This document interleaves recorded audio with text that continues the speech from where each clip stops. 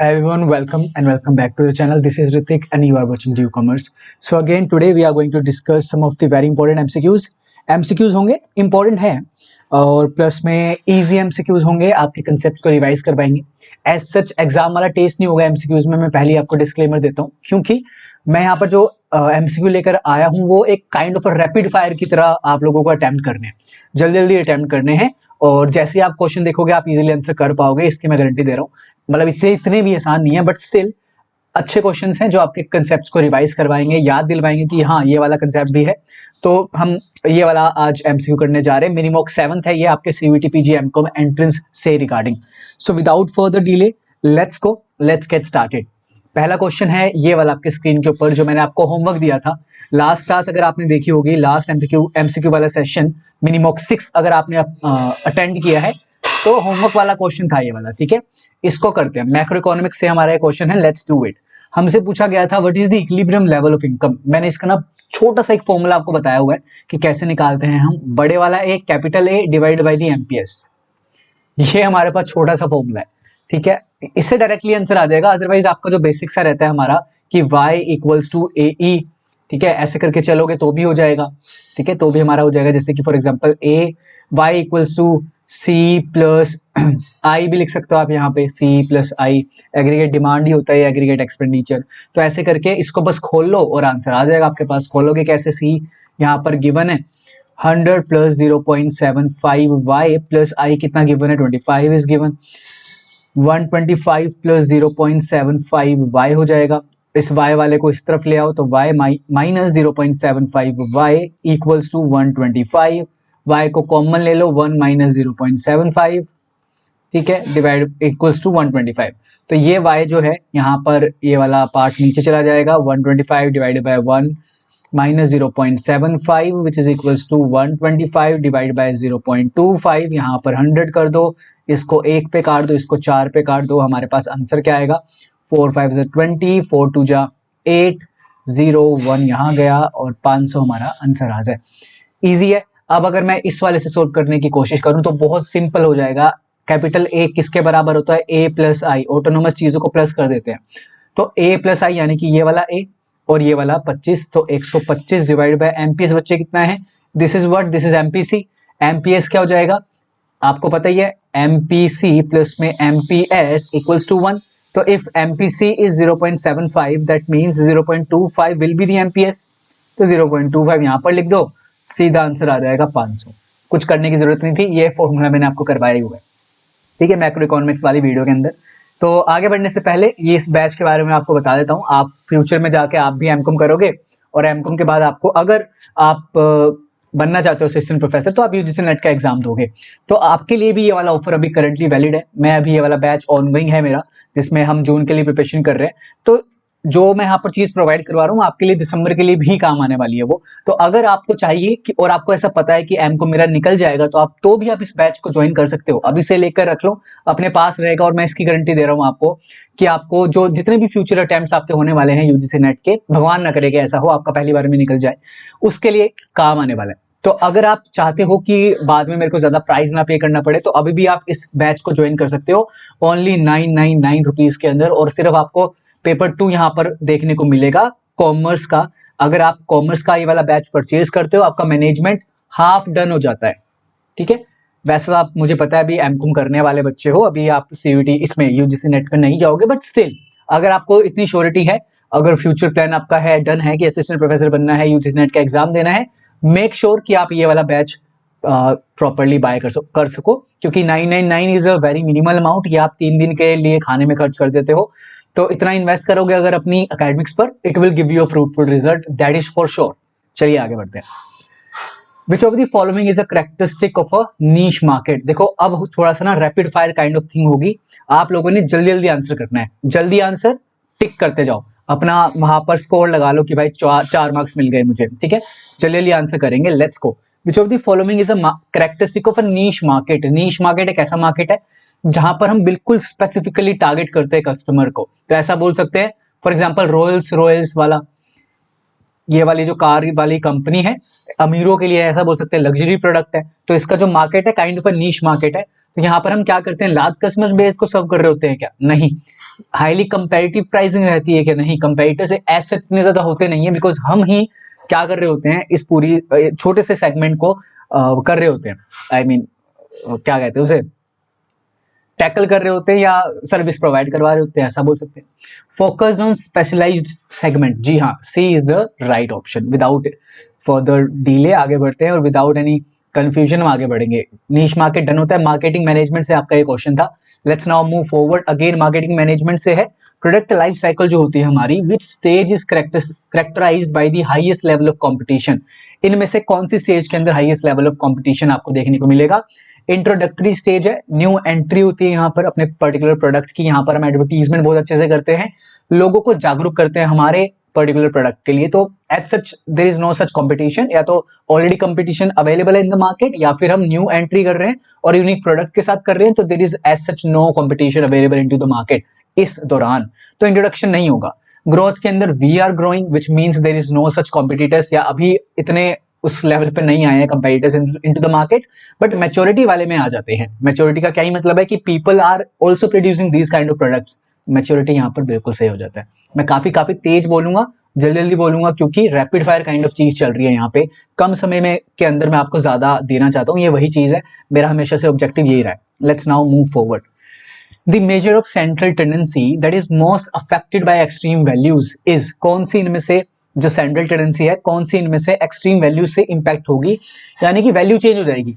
अब मान के चलो मीडियन है, मीडियन का मतलब होता है बीच का जो हमारी वैल्यू रहती है वो, तो 3 इस तरफ है 3 इस तरफ है, चौथे वाली वैल्यू हमारी मीडियन वाली कहलाएगी। तो कोई भी एक्सट्रीम वैल्यू हुई क्यों ना हो, इसका कोई भी वर्ड क्यों ना हो या कोई भी वैल्यू क्यों ना हो, जैसे कि यहाँ पर 200 लिख दो और यहाँ पर लिख दो 2000, एज सच कोई हमें वो नहीं देखने को मिलेगा, कोई इंपैक्ट नहीं मिलता है, तो मीडियन तो नहीं होगा। सिमिलरली मोड होता है कि नंबर ऑफ टाइम्स जितनी बारी हमारा वो रिपीट हो रहा है वो वैल्यू, तो वो भी नहीं होगा। और ज्योमेट्रिक मीन भी एज सच इंपैक्ट नहीं खाती है इतना ज्यादा, मीन इंपैक्ट खाता है, या फिर मैं बोलूं मीन इंपैक्ट होता है हमारी एक्सट्रीम वैल्यू से।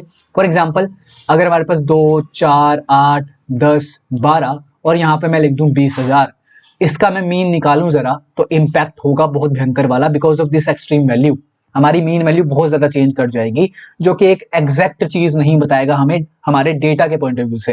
ठीक है, तो mean is highly affected by the extreme values. Let's now move forward. If the correlation coefficient between two variables is -0.9, -0.9 है, तो मैंने आपको एक प्रॉपर्टी बताया था कि -1 से +1 के बीच तक, या इक्वल टू +1 या -1 हो सकती है इसकी वैल्यू, कोरिलेशन की आर की वैल्यू, है ना। 0 से जितनी अवे होगा, जितनी दूर होगा, उतना जो हमारा रिलेशन रहता है दो वेरिएबल्स के बीच में, उतना स्ट्रॉन्ग रहता है। इस चीज का ध्यान रखो, जितना 0 के करीब जाएगा उतना वीक हो जाएगा हमारा रिलेशन। तो 0.9 है, -0.9 है, which means a strong negative relation it is showing. Easy, done. Let's now move forward. Under the Indian Contract Act 1872, which of the following is an essential element of a valid contract? Valid contract कब कहलाता है?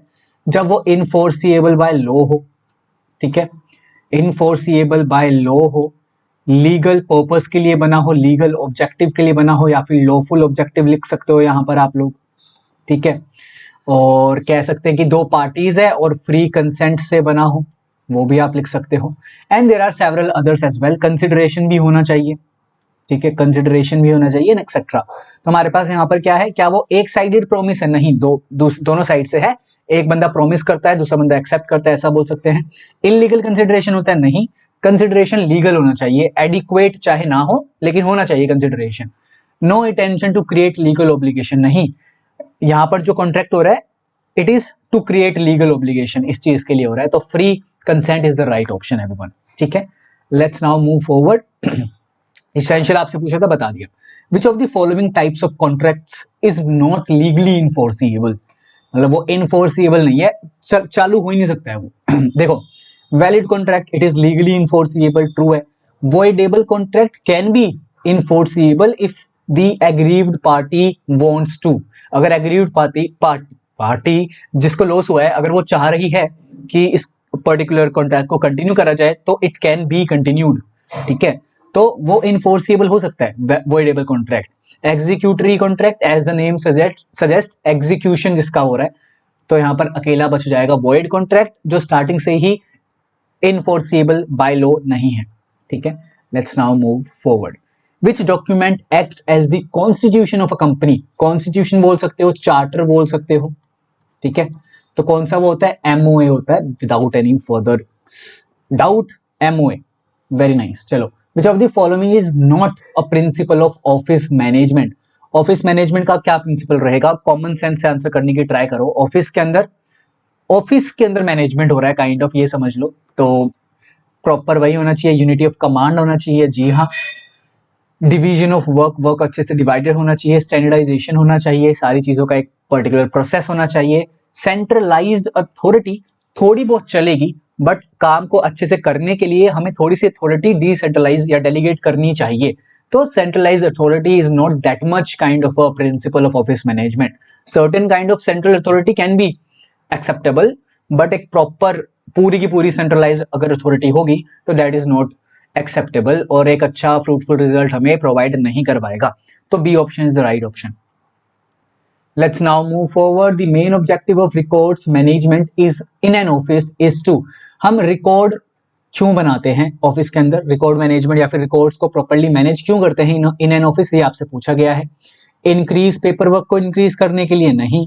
Ensure efficient document handling and retrieval. Absolutely right, this is the right option, ठीक है। चलिए next, let's move forward now.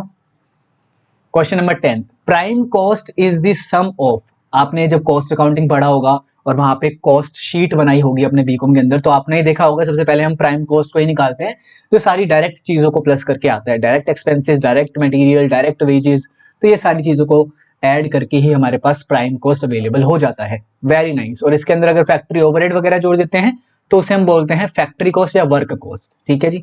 Let's now move forward. In job costing costs are accumulated for. Job costing क्या होती है? एक particular job के लिए होती है। फॉर एग्जांपल कस्टमाइजेशन वाला जो आपका रहता है केक बनाने का, फॉर एग्जांपल, तो एक बंदा आएगा आपको बोलेगा कि ऐसे ऐसे करके केक बनाना है, तो वो कस्टमाइजेशन है, वो एक काइंड ऑफ एक जॉब है, वो एक स्पेसिफिक जॉब है।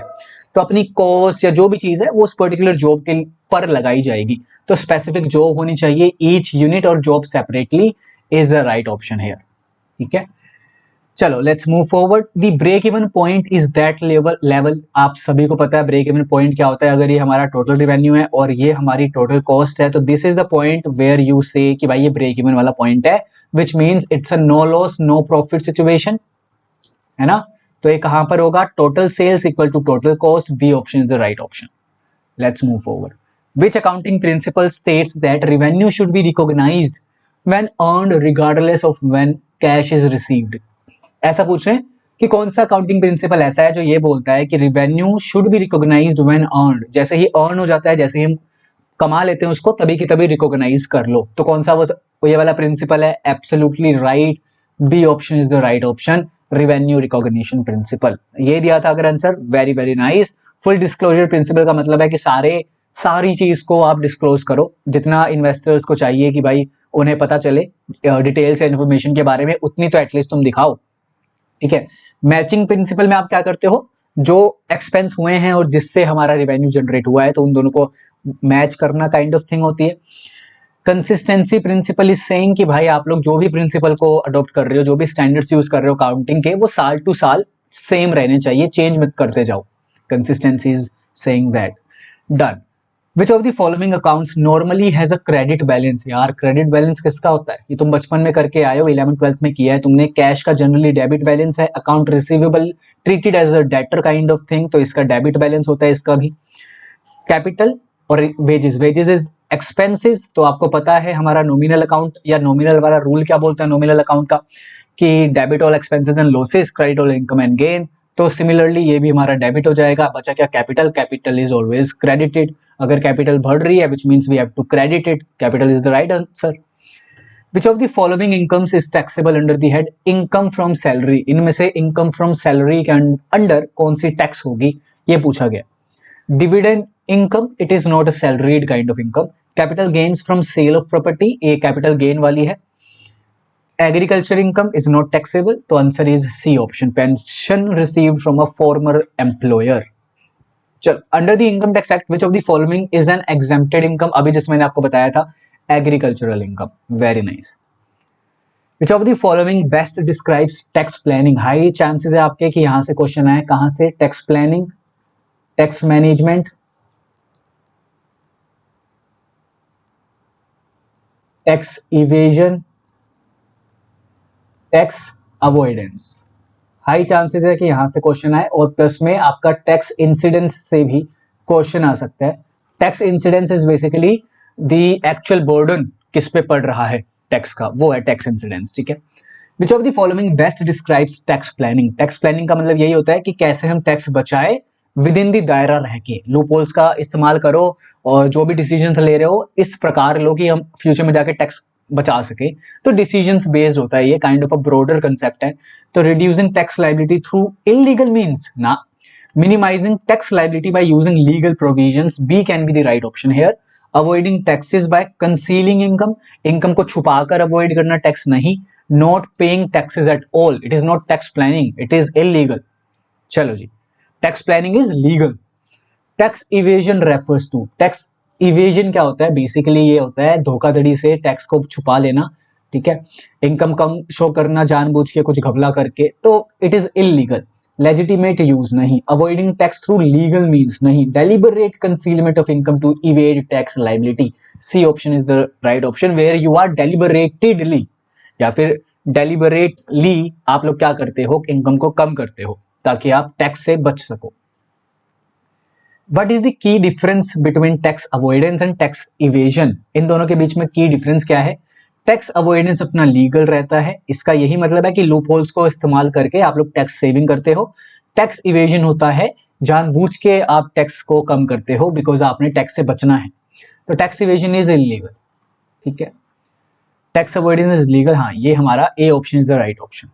Very nice, this is the last question. इसके बाद आपको होमवर्क वाला क्वेश्चन भी दूंगा।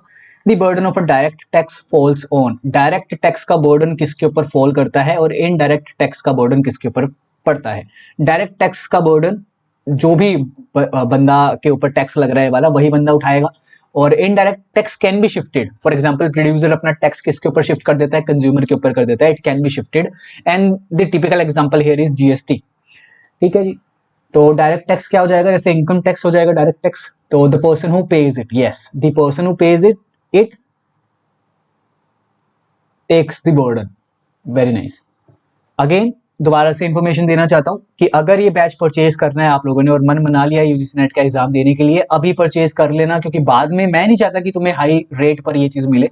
तो अभी आराम से अपने पास परचेज करके रख लो, ये तुम्हारे पास रिकॉर्डेड सेशंस तुम्हें मिल जाएंगे, और जब तुम एक्चुअली में प्रिपेयर करना शुरू कर दोगे ना तब तुम्हें मैं नोट्स प्रोवाइड करवा दूंगा, ताकि एक बारी के लिए हेक्टिक फील ना हो, ठीक है। तो ज्वाइन कर लेना, ठीक है। If you want to join तो प्लीज कॉल मी, कॉल तो नहीं, व्हाट्सएप कर देना मुझे इस नंबर पे, या फिर टेलीग्राम पे भी आप कांटेक्ट कर सकते हो।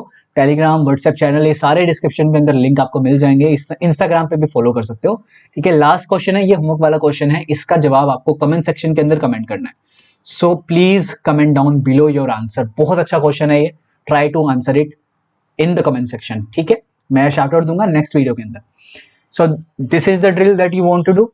जो आपको एक्चुअली में करनी है, टेलीग्राम चैनल ज्वाइन कर लेना, मेरे को इंस्टाग्राम पे दोनों आईडीज में फॉलो कर लेना प्लीज, एंड मेरे साथ बने रहिए, जुड़े रहिए। सब्सक्राइब कर देना चैनल को अगर आप अभी तक नहीं किया है तो। सीवीटी पीजी के लिए अगर पढ़ा है मुझसे तो प्लीज सब्सक्राइब करो। आगे जाके UGC net commerce and management के लिए तैयारी करनी है, please subscribe the channel. WhatsApp का लिंक भी आपको डिस्क्रिप्शन के अंदर मिल जाएगा, वो भी जाके ज्वाइन कर लेना ताकि हम लोग कनेक्टेड रह सके। So thank you so much everyone, keep working hard और बहुत अच्छे से मेहनत करो। आपका एग्जाम पास ही है। मैं चाहता हूं आप लोगों को एक अपने ही, जहां पर भी आप चाहते हो एडमिशन लेना, वहां पर मैं आप लोगों को देखना चाहता हूं जो मुझसे पढ़ रहे हैं। And I am hoping for the best and I am praying for you all कि बहुत अच्छा आपका एग्जाम जाए और आपका डीयू के अंदर एडमिशन हो पाए। अगर डीयू आपका फर्स्ट प्रायोरिटी है, मैं तो हमेशा से बोलता हूँ कि डीयू ही अपनी फर्स्ट प्रायोरिटी रखो।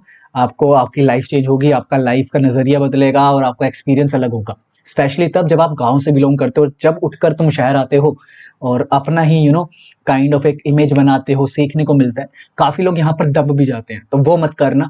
पूरा अपना उठना और अपना सीखना यहाँ पर आकर। अगर तुम्हारा डीयू के अंदर आ जाते हो तुम लोग, अगर नॉन डीयू हो तो तुम समझ रहोगे मैं क्या बोलने वाला हूँ, क्या बोलना चाह रहा हूँ। तो यही चीज है, खुद को अपना हाई मोटिवेटेड रखना और दूसरों से कंपेयर मत करना इस सेंस में कि वो ज्यादा अमीर है या ज्यादा अच्छा चीज है उसके ऊपर, यार बड़ा इंग्लिश बोल रहा है, इंग्लिश बोल रही है, बड़ी तगड़ी है, काइंड ऑफ थिंग नहीं, छोड़ो इसको।